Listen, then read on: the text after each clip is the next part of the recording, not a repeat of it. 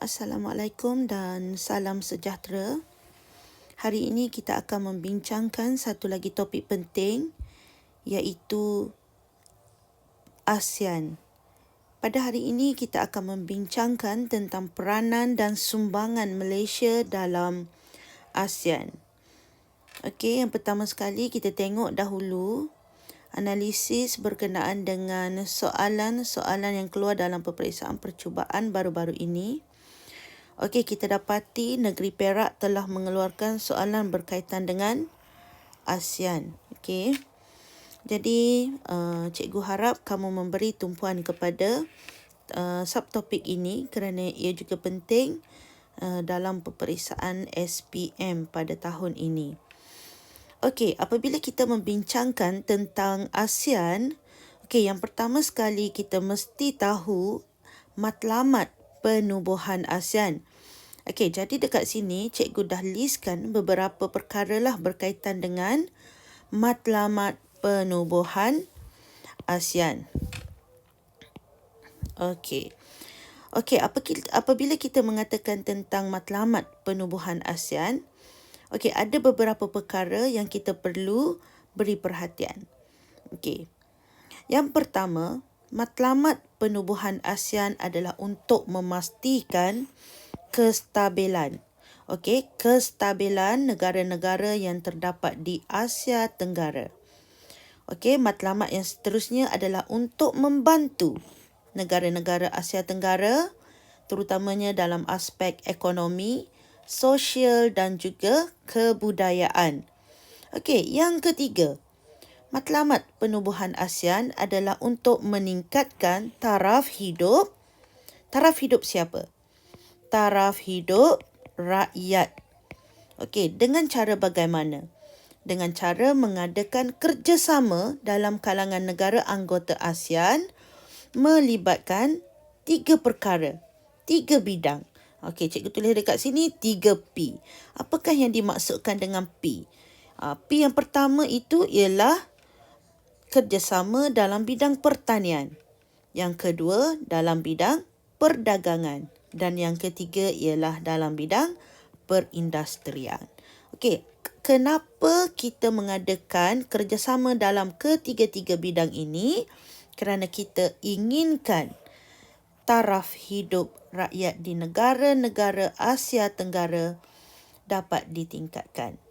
Okey, yang keempat, matlamat penubuhan ASEAN adalah untuk membantu negara-negara ASEAN terutamanya dalam aspek latihan dan juga penyelidikan. Okey, dan yang terakhir, matlamatnya juga adalah untuk mengadakan hubungan yang erat. Okey, mengadakan hubungan yang erat antara pertubuhan ataupun dalam kumpulan serantau dan juga di peringkat antarabangsa. Okey, kita nak adanya hubungan yang erat terutamanya dalam kalangan negara anggota Asia Tenggara itu sendiri dan juga dengan negara-negara lain di peringkat antarabangsa. Jadi itulah antara matlamat penubuhan ASEAN, iaitu untuk memastikan kestabilan politik, untuk membantu negara Asia Tenggara dari aspek ekonomi, sosial dan juga kebudayaan. Okey, untuk meningkatkan taraf hidup rakyat di Asia Tenggara. Okey, untuk membantu penduduk ataupun negara-negara di Asia Tenggara dengan memberikan latihan dan penyelidikan dan juga mengadakan hubungan yang erat dengan negara-negara serantau dan juga negara-negara lain di peringkat antarabangsa. Okey, itu matlamat.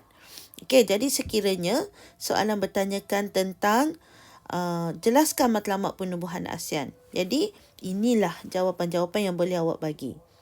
Okey, seterusnya, kalau kita belajar tentang ASEAN, kita mesti tahu apakah kejayaan-kejayaan yang telah dicapai oleh ASEAN. Okey, ataupun kita kena tahu apakah manfaat. Okey, apakah kepentingan yang kita perolehi daripada penyertaan di dalam ASEAN dan sebagainya. Okey, jadi untuk soalan yang kedua ini, terangkan kejayaan ASEAN dalam bidang politik. Kita spesifikkan dari segi kejayaan tersebut. Kita tengok dari segi dalam bidang politik terlebih dahulu. Okey, kejayaan ASEAN dalam bidang politik yang pertamanya ialah berkenaan dengan berlangsungnya Deklarasi Kuala Lumpur. Okey, Deklarasi Kuala Lumpur ini telah berlaku pada tahun 1971 semasa Menteri-Menteri Luar ASEAN bermesyuarat di Kuala Lumpur, yang mana pada masa ini Deklarasi Kuala Lumpur telah ditandatangani, yang mana Deklarasi Kuala Lumpur ini telah melahirkan Zofan. Okey, apa yang dimaksudkan dengan Zofan? Zofan ialah zon aman, bebas dan berkecuali. Okey, kenapa Zofan diperkenalkan? Sebab semua negara anggota ASEAN ingin mengekalkan keamanan dan juga kestabilan politik. Jadi kenapa mesti Zofan? Sebab kita nakkan keamanan dan kita nakkan politik di negara-negara ASEAN berada dalam keadaan baik. Okey. Tetapi pada tahun 1978, okey, konsep Zofan ini telah teruji. Okey, kenapa? Kerana telah berlaku satu pergaduhan ataupun pencerobohan oleh Vietnam terhadap Kampuchea pada tahun 1978. Okey, hal ini telah menyebabkan keadaan menjadi tidak stabil. Dan apabila berlaku keadaan seperti ini, konsep Zofan telah teruji. Namun begitu, masalah ini berjaya diselesaikan. Okey, berjaya diselesaikan. Okey, dengan ASEAN telah berusaha mengatasi masalah ini dan akhirnya terbentuklah kerajaan demokratik campuran di Kampuchea di bawah pimpinan Putera Norodom Sihanouk. Jadi akhirnya masalah ini telah dapat diselesaikan. Okey, dan yang ketiganya, kita dapati ASEAN juga telah bersetuju untuk mengisytiharkan ASEAN merupakan zon bebas senjata nuklear. Okey, apabila ASEAN bersetuju sebagai zon bebas senjata nuklear, ini bermaksud, okey, ASEAN tidak membenarkan apa-apa aktiviti yang melibatkan nuklear berlaku di kawasan mereka. Okey, tidak kiralah mereka menggunakan kapal ke, okey, ataupun kapal yang membawa senjata nuklear ataupun bahan-bahan yang berkaitan dengan nuklear, tidak akan dibenarkan menggunakan perairan ataupun menggunakan pelabuhan yang terdapat di ASEAN. Okey, sekiranya ia berkaitan dengan senjata nuklear. Okey, kenapa ASEAN mengisytiharkan zon bebas senjata nuklear? Kerana ASEAN ingin menyokong konsep Zofan yang telah diperkenalkan. Okey, kita ingin negara kita bebas, aman dan berkecuali. Jadi kita terpaksa mengelakkan penggunaan apa-apa sahaja yang berkaitan dengan senjata nuklear, kerana senjata nuklear adalah satu senjata yang digunakan dalam peperangan dan boleh menyebabkan kemusnahan. Okey, dalam bidang politik kita ingat ada beberapa perkara. Yang pertamanya Deklarasi Kuala Lumpur, yang akhirnya lahirlah Zofan.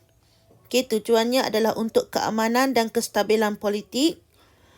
Okey, ASEAN juga telah berjaya menyelesaikan perbalahan antara Vietnam dan Kampuchea.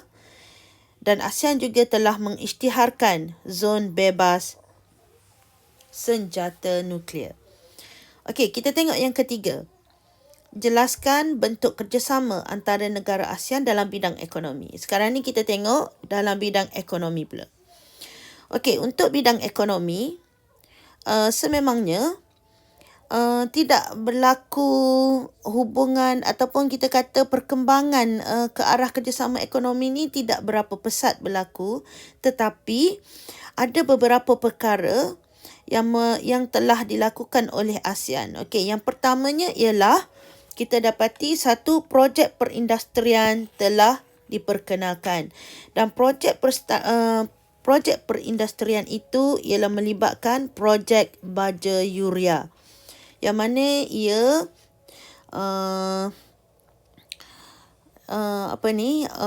projek ini terdapat di Bintulu dan juga di Aceh. Okey. Projek baja Yuria. Okey, dan yang keduanya, ASEAN juga telah memperkenalkan AFTA. Okey, apakah yang dimaksudkan dengan AFTA? AFTA ialah Zon Kawasan Perdagangan Bebas ASEAN. Okey. Dan yang ketiganya ialah Malaysia juga telah melahirkan satu idea, iaitu idea EAEC. Apakah yang dimaksudkan dengan EAEC? Okey, EAEC ini bermaksud Perundingan Ekonomi Asia Timur. Okey. Dan idea ini telah diperkenalkan oleh Datuk Seri Dr. Mahathir pada masa itu. Okey, Tun Dr. Mahathir. Okey, namun begitu, idea EAEC ini telah ditentang oleh Amerika Syarikat. Okey, kenapa Amerika Syarikat menentang EAEC? Kerana ia akan menjejaskan hubungan ekonomi dengan negara mereka. Kerana EAEC ini, mereka memberi tumpuan kepada kerjasama antara China, Jepun dan juga Korea Selatan. Okey, jadi ia akan menjejaskan Amerika Syarikat. Sebab itulah Amerika Syarikat menentang idea EAEC ini. Okey, namun begitu, walaupun EAEC ini ditentang oleh Amerika Syarikat, tetapi kerjasama secara tidak rasmi tetap dilakukan oleh ASEAN, iaitu melalui ASEAN campur 3. ASEAN plus 3. Okey, 3 itu merujuk kepada China, Jepun dan juga Korea. Okey. Jadi, empat perkara ini haruslah awak ingat berkaitan dengan kejayaan ataupun kerjasama dalam bidang ekonomi. Yang pertama, projek baja Yuria. Yang kedua, AFTA. Okey, dan yang ketiganya ialah EAEC. Okey, yang mana ia mendapat tentangan daripada Amerika Syarikat, dan yang keempatnya ialah kerjasama tidak rasmi ASEAN plus 3. Okey, itu berkaitan dengan ekonomi.